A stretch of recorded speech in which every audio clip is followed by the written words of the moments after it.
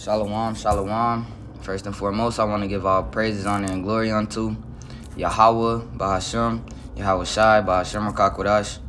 Double honor to the apostles and the elders of Great Millstone whom taught us this truth. Shalom to the brothers and the very few sisters seeking and pushing Yahweh, Bahashem, Yahweh Shai, Bahashem Rakakwadash in truth and sincerity. Alright, Lord willing, the lesson be edifying, correct, and direct to feed the lambs of Yahweh, Bahashem, Yahweh Shai, Bahashem Rakakwadash. I'm the brother Adanya from the GMS Chicago branch. And pretty much I was going to just wanted to make a lesson going into affliction, man. And what is the Lord calls it chastening, man. Because you're gonna go through things, man, in this truth.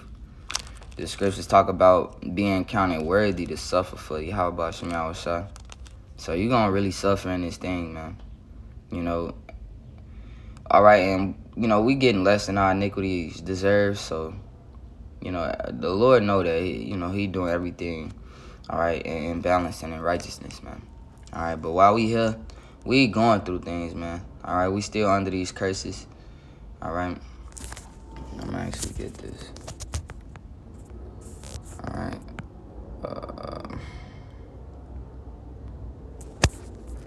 One second. Just trying to find this precept.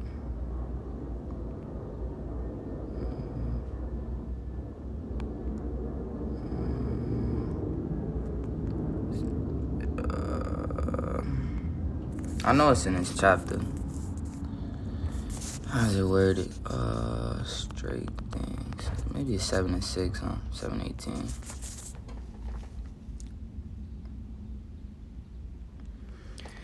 It's the book of 2nd Esdras, chapter 7, verse 18. It says, "Nevertheless, the righteous shall suffer straight things, and hope for wide. For they that have done wickedly have suffered the straight things, and yet shall not see the wide." So, regardless, man, we out here to live out the rest of our punishment, man. The last leg of our punishment, man. So don't think things gonna be a breeze, and don't think that these precepts about judgment, getting fucked up, being afflicted, don't think that they won't come to you, because they will, man. Because we all are worthy of death, man. All our righteousness is as unclean rags, man. So we all go through these straight things, all right, because this is just a part of us earning salvation, man. But so those things that come, man, they not to break the elect, man. They not to break the elect. They to strengthen the elect, man. So it's the book of Hebrews, chapter 12, verse 11. "Now no chastening for the present seems to be joyous, but grievous. Nevertheless, afterward it yieldeth the peaceable fruit of righteousness unto them which are exercised thereby." That chastening, that affliction, that correction from Yahweh Bahashem Yahweh Shai, him putting you in that lower state and humbling you, man, is needed, because the scripture says it's better to go to the house of mourning than the house of mirth. The Lord don't want his elect to be too far, to lean too far, and to get taken mentally or spiritually by this world, man. So the Lord always keep you in check, and he punish us. Yeah, hey, how about Shema Shai desire be the elect, the righteous elect, but he punished his hopeful elect, all right, instantly, man. Hey, you fuck up today, watch tomorrow you don't go through something, man. The next week you don't go through something, man. All right, the Lord talked about he keep the wicked up until their day of judgment, man. He let them slide so they could build their tab up, and then so when he hits them with that judgment, he'll be justified. But his hopeful elect, all right, he always hits you in the mouth. He always pop you in the mouth to check you so that it don't get no worse. All right, so that you don't will wax worse and worse, man. But it don't feel good, man. Like something, and a lot of times you won't understand. You just gotta have faith in Yahweh Bahashem Yahweh Shai. It's the book of Hebrews, chapter 12, verse 12. "Wherefore lift up the hands which hang down, and the feeble knees, and make straight paths for your feet, lest that which is lame be turned out of the way, but let it rather be healed." All right, so when you start to go through these things, don't fret yourself, don't stress yourself, don't panic, all right, and drop your crown, all right. Don't continue to stack sin upon sin like Saul, all right. Check yourself, man, all right. Get your shit together, man, all right. And hopefully, how about Shema Shai have mercy on us, man. I'm gonna get this Wisdom of Solomon. It's the Book of Wisdom of Solomon, chapter 6, and verse 17. It says, "For the very true beginning of her is the desire of discipline, and the care of discipline is love." Yeah, so we need that discipline to be men, man. You know, King David charged Solomon, he said, "Show yourself a man by keeping the charge of Yahweh Shem Yahushua." All right, that's the only way you a man, man. You know, that's the only, and being a young man still, but you start to see, it's the only way for you to clean up your act. It's the only way for you to stand upright, actually, man. People always talk about standing on your 10, but the only way to really do that manfully in the best way is to have Yahweh Shem Yahushua on your side, man. And the only way to do that is to take heed according unto his statutes, his charges, his commandments, man.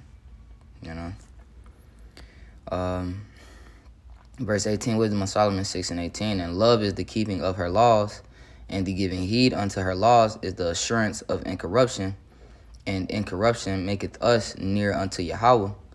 Therefore the desire of wisdom bringeth to a kingdom. If your delight be then in thrones and scepters, O ye kings of the people, honor wisdom that ye may reign forevermore." And wisdom, I'm gonna go to this Sirach. Wisdom is the taking heed thereto unto the commandments, man.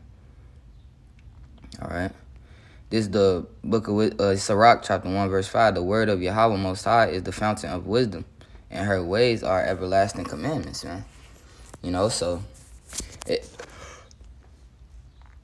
the Lord is he doing it now, man. All right, he checking us now. He getting us tailored to appreciate the law, statutes, and commandments, man. He getting us tailored to understand anything outside of that is death and destruction, and the Lord will jack us up for that, man.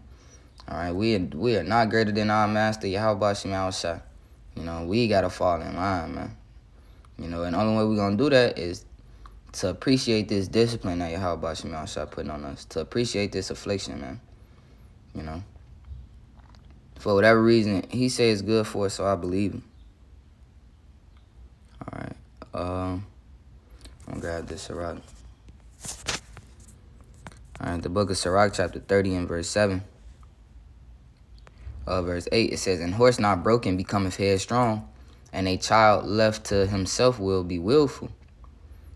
All right, cocker thy child, and he shall make thee afraid. Play with him, and he will bring thee to heaviness. Laugh not with him, lest thou have sorrow with him, and lest thou gnash thy teeth in the end." That's why the Lord don't do no plan. That's why the scripture say that it was in my mouth honey, and then in my stomach it was bitter, because when it really set in, all right, the Lord is not one to be mocked. All right, you will reap what you sow. He's not a respecter of persons. We all fall short of the glory of Yahweh Shem Yahushua. We all worthy to get our ass killed and jacked up, man. So our best bet is to really just be very straight, very narrow, very cautious, man. Because we already going to go through things, being that we in Babylon and we under the curses, man. And we under our enemies, man. So we going to suffer those things anyway. All right, but what manner of person are we to be? All right, we not going to catch no break, man. And so we just got to apply his word to the best of our ability, regardless of the situation. All right. Sirach 30 and 12, bow down his neck while he is young, and beat him on the sides while he is a child, lest he wax stubborn and be disobedient unto thee, and so bring sorrow to thine heart. Chastise thy son and hold him to labor, lest his lewd behavior be an offense unto thee. Yeah, so, hey, in this place, man, they tell you, you can't be rough, you can't be this, you can't be that with your children. All right, ultimately because they want a bunch of reprobates out here, man. The Lord, Yahweh Shem Yahushua, he dealing with princes and kings and royalty, man. He not dealing with a bunch of niggers, man. All right. Letting a child just do what he want. All right. Coddling to him. That all it's going to do is make him spoiled, and it's just going to make him spoiled rotten, though, man. It's the book of Proverbs, chapter 29, verse 15. "The rod and reproof give wisdom, but a child left to himself brings his mother to shame."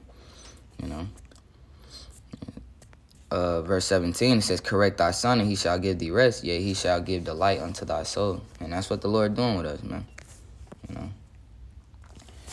the book of Sirach, chapter 6, verse 23. It says, give ear, my son, receive my advice, and refuse not my count. I'm going to start at verse 22.